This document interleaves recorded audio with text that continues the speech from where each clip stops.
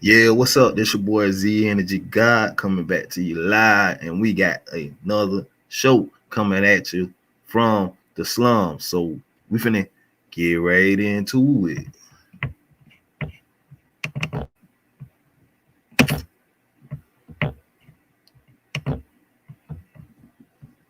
So much. Meanwhile, thanks to a recent FDA approval, the California based company Upside Foods can now sell its lab grown meat products. Now, the idea. This is what we heading to. The food, as you know it, will not be the same ever.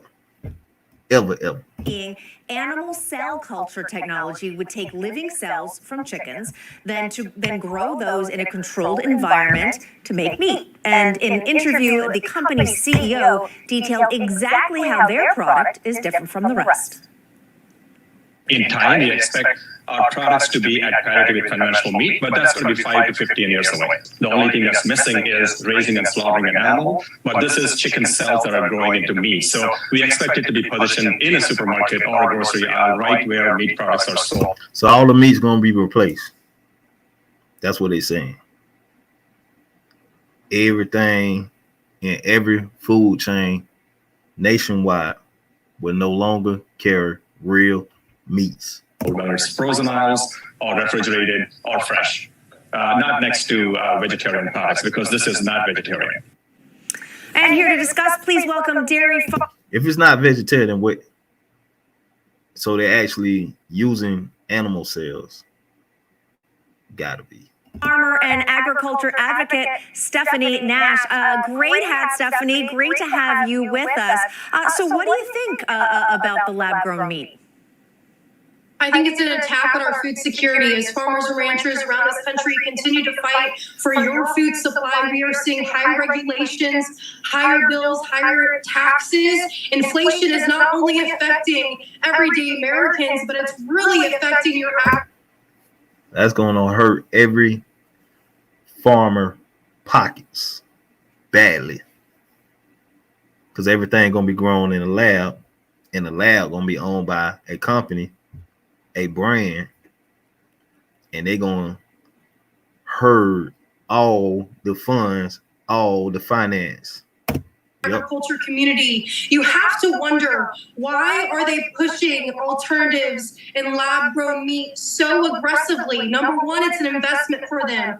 They are throwing billions of dollars into this research, and they are attacking agriculture, saying that we're the cause for emissions, and they can make a planet the better, a safer place for Americans. But the truth is, most of these scientists, most of these politicians are investing in housing developments. They are clearing land. They are not, living off the land. They are just taking away the soil and the richness that agriculture could be providing. But the company CEO does say that their product won't cut down on industrial farming because they still need the animals to actually make their lab-grown meat, because it's based on animal cells. So do you think this will act? So the scientists know what's best for your body. I'm just saying. Actually reduce the demand for farms overall, or can they coexist? No, I don't think they can coexist. Here's the deal. When you introduce a cell lab-grown processing plant, it gives the federal government an excuse to say that if farmers and ranchers can't produce the product, well, here's an alternative, and we're going to start introducing it into your diet. We're going to start regulating family farmers and ranchers more to eliminate agriculture. I think it's an attack on family farmers and ranchers. So they eliminated agriculture. The farmers no longer needed. No longer in service, and they'll lose all government funds, all government insurance behind everything. They lose everything. I do not believe that this should be implemented in the United States. You see the Netherlands, their prime minister, their government, they're going to take out 3,000 farms by this regulation, and the Biden administration wants to take over our land. They want to put it in federal government hands. And so I'm sorry, but they ain't do Bill Gates like that, and he's still providing Walmart with his brand. USDA and the FDA are trying to introduce a product that should never be there. Let the family farmer rancher provide and let us do our job because we're the best at it.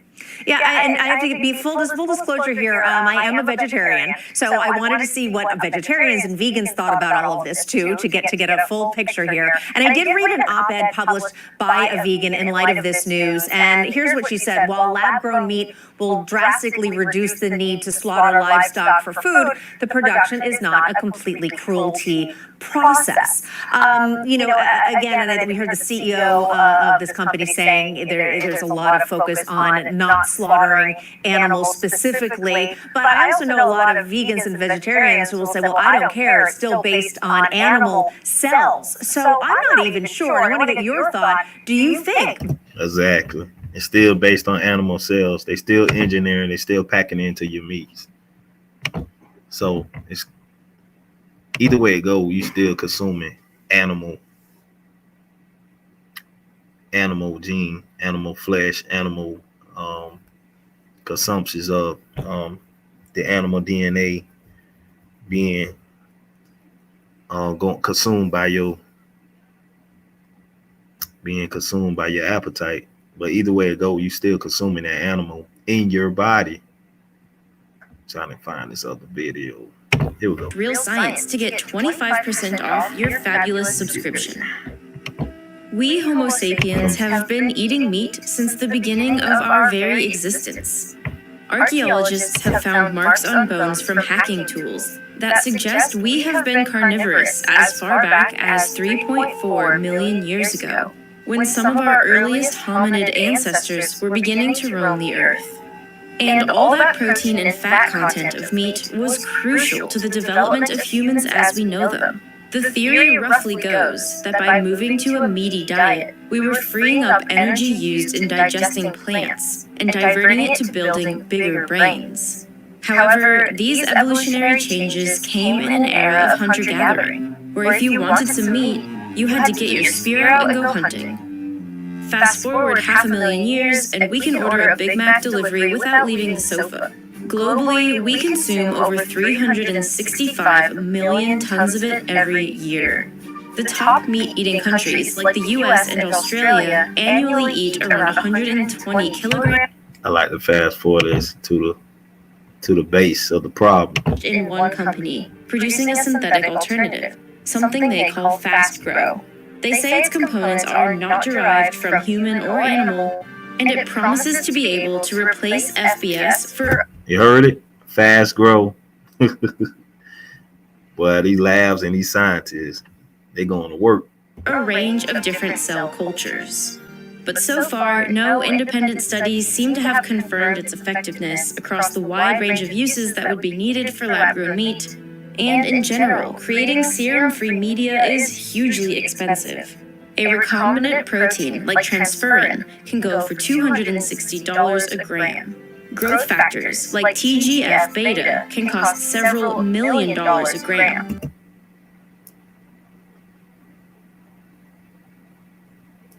All this profit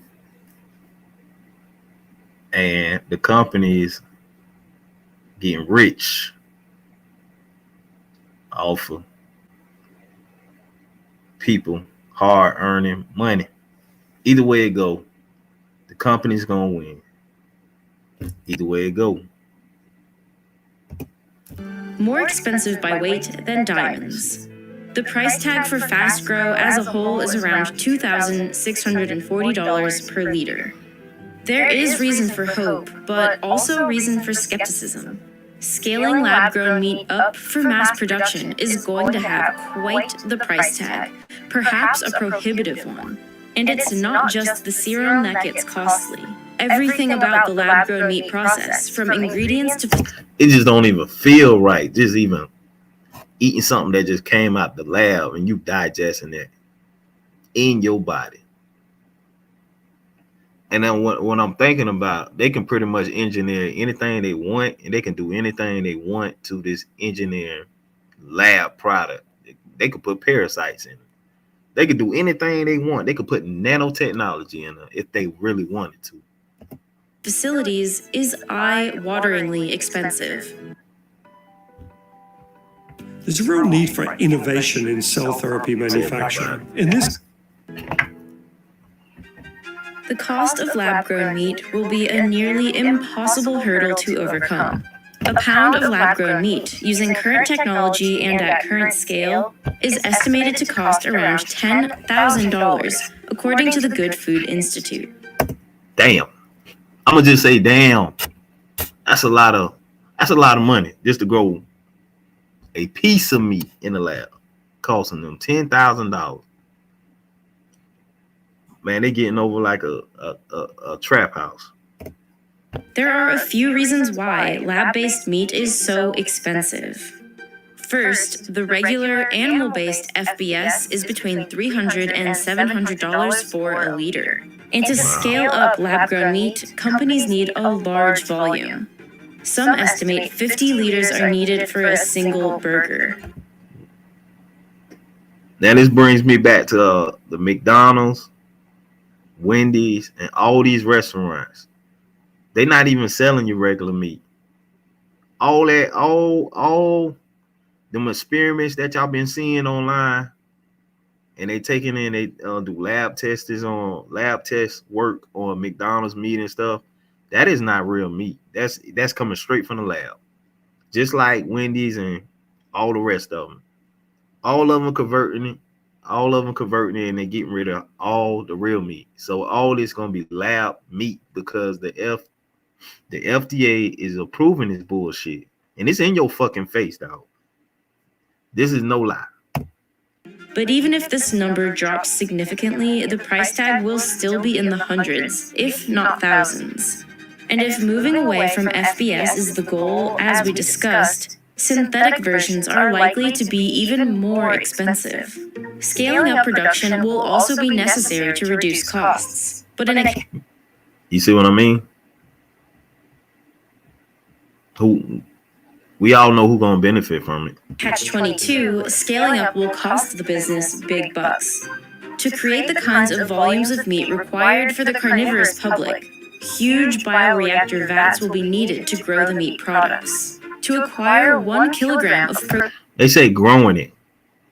So it's actually growing like a plant in these containers. So they growing this bio hazardous, whatever you want to call it. They growing this in containers. Then they transform it into meat, real meat. Protein from cultured muscle cells. The meat company would need a bioreactor with a volume of about 5,000 liters. That's like the biggest beer fermenter that exists, all for a single kilo of meat. To expand and differentiate, the cells have to be kept at a fairly low density. So these massive tanks are needed until researchers learn how to raise a higher density culture. And there are other problems too. A vat of cultured meat has no immune system. If a virus particle gets in that can infect the cells, it absolutely will. This would kill the cells and kill the entire batch of product. Food-grade facilities wouldn't be good enough to prevent such an infection. They got its drawbacks, just like regular meat. Need to be pharmaceutical grade to keep the meat cells free from any contamination. And you can bet a pharmaceutical grade facility will be way more expensive than a food grade one. They got to smell it too. Dude actually smelling the lab tested meat. Plus, when you're building a burger from scratch in the lab, it's hard to get the right components in the right quantities and ratios to achieve that delicious meaty flavor. In 2020, Singapore became the first country to approve lab-grown meat for commercial consumption. Food journalists were on the fence about the flavor and texture of U.S. companies' Eat Just's chicken nuggets. It wasn't bad. Oh yeah, that's another thing. The chicken nuggets that y'all get from McDonald's and Wendy's, that's obsolete too. Them not even real chicken nuggets. So all that right there would be cheap. Them cheap chicken nuggets that you get from McDonald's and Wendy's and all that, lab. Bad, but it wasn't quite like chicken either. Scientists are still working on getting that juicy, bloody, melt-in-the-mouth element of meat into lab-grown versions, as real meat contains thousands of flavor molecules from proteins, fats, ketones, alcohols, and other compounds. Despite these massive financial barriers, many are still holding out hope. The Good Food Institute recently published an optimistic analysis. They think that addressing certain technical costs will lower the production price from over $10,000 per pound today to about $2.50 per pound over the next 9 years. They believe that the costs of certain aspects of the process, like growth factor costs, They're trying to find a cheaper plug, but it's hard for them to find that. In other words, they're trying to find a cheaper manufacturer a scientist that's actually making it. They're trying to cut down the price to find the exact, like, they're trying to find a very low price. And if they can't find it, then they have to make it at a base price, which is going to be high anyways. may indeed go down as the industry matures. They predict that one day soon, growth factors can be produced through recombinant expression, where bacteria or yeast are genetically modified to produce certain desirable proteins. Wow. Bacteria used inside this laboratory tested meat. This is already done to produce enzymes relatively cheaply for various products today. To modify this technology to produce growth factors on a large scale may not be that far-fetched. However, the price of all aspects of the lab-grown meat process going down anytime soon sort of is far-fetched. But there is still room for optimism. We often see with new biotech innovations a version of Moore's Law, exponential progress. Take genome sequencing. The first genome took about $1 billion to sequence. Now, 20 years later, it's around $1,000. Judging by the 300 million euros of investment in lab-grown meat companies in 2020 alone, there is hope, if not an expectation, for this kind of trajectory. If food tech companies can continue to innovate and experiment, perhaps using AI, robotics, and genetic engineering technologies, we might not have to settle for a totally meat-free future. Oh, that's going to happen anyway. You can bet your bottom dollar on that. That's going to happen. The AI is going to run. It's going to be futuristic between like base product and producing foods anyway. Just a new kind of burger. Personally, I struggle to cut out meat from my diet. When talking about the world's meat appetite, I'm aware that I'm part of the problem. Look, you see that? They got sausage, they got chicken, they got steaks, they got it all. All is being laboratory tested. And you know what? It's going to hit the store. When Dixie going to get it, Publix going to get it. Everybody upstate, what is it? Got Kroger's and all that. Man, you name it, man. Oh, BJ's. All these stores is going to be selling this meat. Meat, man. And while I don't agree entirely with putting the onus on the consumer to make environmental change, I think there's simply a decent moral argument to try to just eat less meat. But sticking to habits is hard. I have a few good ones, like I shower, I run, I occasionally clean the inside of my microwave, but sometimes all the best ambitious plans just fall to the wayside because it's simply overwhelming. Because of this, I'm a huge fan of making lists, but lately, even lists aren't enough to keep me on track to actually build good habits. I needed something more fun, more engaging, and more motivating. So recently, I've started using Fabulous. Fabulous is an app that helps you build routines over time by breaking habits down. All right, we're going to cut it right there. I already see where this going at. And like I told you, lab meat going to be the biggest. That's going to be the biggest hot commodity to hit your store. Either way it go, there will be no more real meats around. Mr. Scrooge? I can barely get reception outside the old Get town these center. YouTube commercials, like pain. Feeling hungry? Would you eat a steak grown in a laboratory? Would you take a bite of a cheeseburger made by a scientist? Technologies. Made by scientists. Yeah.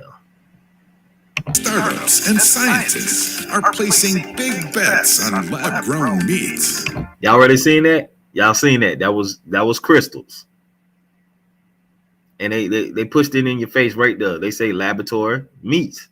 So Currently, livestock is responsible for around 15% of the global greenhouse gas emissions. We could see this number rise in the coming decades. According to the World Economic Forum, the world population is expected to be close to 10 billion by 2050. That is a lot of mouths to feed. that's all cap. Not a lot of people ain't even gonna see that. And that's all cap. He talking out his ass. This population boom and rising incomes will cause demand for meat products to rise by as much as 88%. To feed the world's growing demand for meat, we already use around 27% of the world's arable land to raise livestock. We need to find a more sustainable way of satiating this rising demand. One path to the future of sustainable eating could start with lab-grown meats. Not to be Oh yeah, this already started. It started back in 2018, but it might go further back than that. confused with plant-based meat alternatives. Lab-grown meats are cultured in the lab using cells which were originally derived from live animals. In theory, this cultured meat would use fewer of the planet's resources. So they actually using the blood of the animal to convert, and the scientists use that to modify its first genotype cell molecular meat is grown right there. They structuring it how they want it, but it's either way it goes, it's still gonna be lab meat. And no animals need to be slaughtered in the process. Cultured meat might become a regular part of our diets in the coming years, making its way onto the dinner table and appearing in some of our favorite restaurants. Nonetheless, the prospect of this Meat 2.0 raises a lot of complex social, ethical, and technical They're just letting you know right there, all restaurants. questions. And simply put, some people find the idea of eating meat from a lab weird. So what is lab-grown meat, and how is it made? First, a technician takes cells from a live animal. These cells are grown up in a lab to permanently establish a culture. I think I got my theory how this gonna end. Called a cell line. Once a good cell line has been established, a sample is introduced into a bioreactor. This is essentially a culture medium, which contains all the materials the cells need to grow. The cells in the bioreactor grow and multiply exponentially and are then harvested. Once harvested, the meat cells can be formed into any number of unstructured items, from patties to sausages. In the future, it may be possible to use technologies such as 3D printing and I saw that too. They actually printing steaks off of 3D printing in edible steaks. This is being printed by it just being printed up. It actually looked like the way they were doing it looked like little pieces like meat, but it was forming. Then it shaped. Then they shaped it into a real steak. It don't look good to me. double scaffolds to create particular cuts of meat. Like That's something. That's why a lot of people need to go vegan. They really do. chicken legs and T-bone steak. However, this is likely to be much more difficult than producing ground meat. The technology's first public proof of concept appeared in 2013 in the Netherlands. partially funded by Google co-founder Sergey Brin. Dr. Mark Post and his researchers at the University of Maastricht spent a little over $300,000 creating the world's first cultured meat hamburger. It was described as like an animal protein cake. The burger was even taste tested live on television and got positive reviews in general. However, the lab-grown burger lacked one central element: fat. In the meat that we eat every day, there are different types of muscles. Either way, I'm really thinking they start. A lot of animals is actually being, like cut off. Somehow I believe the animal, the stats out there is very low, so that's why they went to growing meats in the laboratory. It's like an ABC, but you still got to do. It still need to be looked into. Connected tissues, lipids, bones, and fat that give flavor and texture to the food. To this day, one of the biggest challenges with lab-grown meat is giving them the flavors and textures that you might expect from biting into a steak or burger. However, this has not stopped entrepreneurs and scientists from trying. Today's startup companies are working to bring lab-grown beef, chicken, and even fish to dinner tables around the world. Yeah, I thought so. There is a TikTok where a lady had some fish that she bought. When she cut into the fish, it had like a rubbery texture to it. She bought it from the store. And she was saying how that fish doesn't taste like the real thing. So, remind you, you can actually go to like the harbors where the fish markets and where you see, side people that's actually selling fish somewhere on on a street corner somewhere. And she was saying how different the taste from a store to fresh fish is nowhere the same, but you could tell the difference.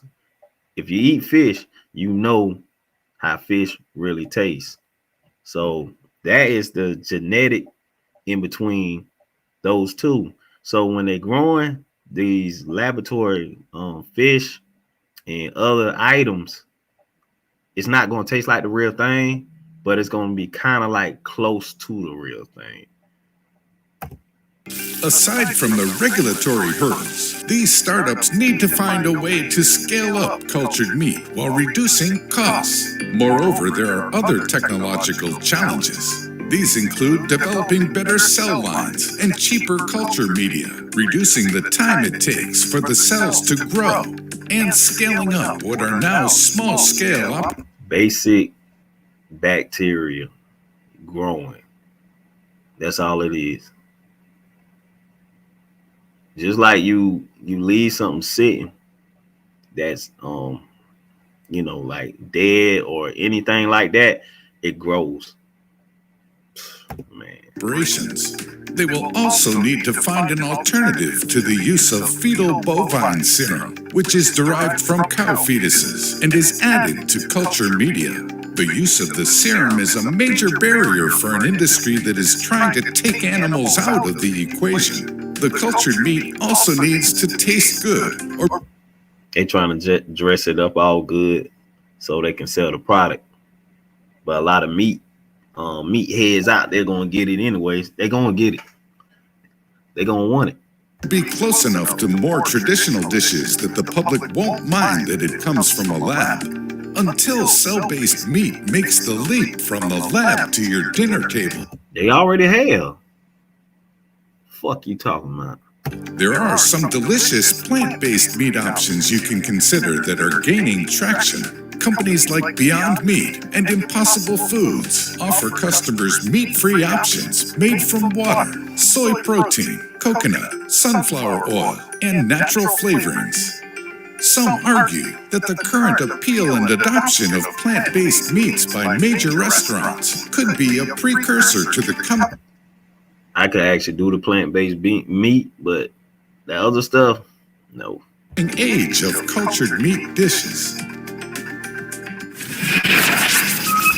It's gonna be very hard out there for somebody that's not vegan. It's gonna be very hard for somebody out there that's not vegan. And I'm gonna play this last clip. Last clip about a minute. A juicy, sizzling steak made by computer. This is what I was talking about, the printing. While obtaining regular meat is a process that's been taking place for millennia, cow, Hold on. Did she say millennium? butcher, beef, Redefine Meat, a meat alternative startup out of Israel, makes their product using a highly technical process.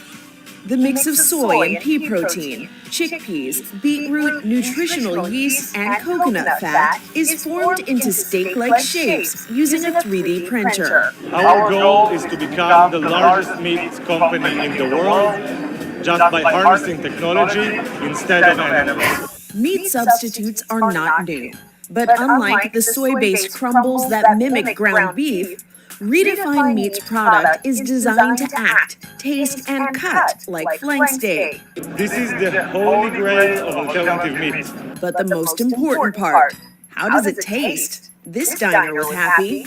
The texture feels right. Even the smell smells like the real thing. Really authentic. For me, it's revolutionary.